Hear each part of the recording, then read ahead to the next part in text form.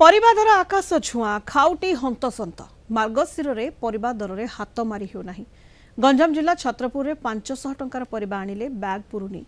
निम्न मध्यबित्त और गरीबों उपरे यार विशेष प्रभाव पड़ी। दर को नहीं खाउटी त्राही त्राही डाकिले 80 टंका उपरे रही विभिन्न पनीपरिबार दर। गंजाम छत्रपुर परिबा बजार रे बैगण फुलकोबी टमाटो कलरा भिंडी पोटल केजी प्रति 80 टंका थिबा बेले बीन्स केजी 100 और मूला बिड़ा 40 टंकार बिक्री होची। होलसेल मार्केट रे परिबा दर जहाँ रोची खाउटी पाखरे पहुंचवा बेलू यह बढ़ी जाउची। अधिकांश परिबा बाहर आसुथिबारु दर आकाश छुआ रहुची।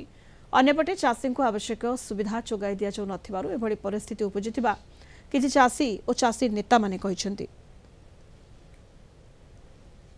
परिया मार्केट तो आसती परिया रेट आकाश छुआ देखिकी किणवाटा कष्ट हो जाऊँगी।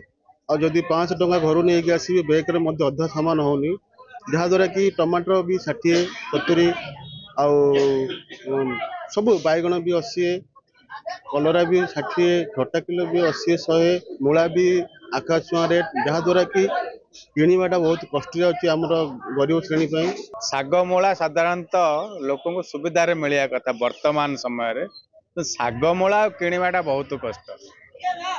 आ तो बीन्स तो आमर 120 140 बाइण 80 कौन नेबे ग्राहक कौन खाइबे खाइबाटा बहुत कष्ट।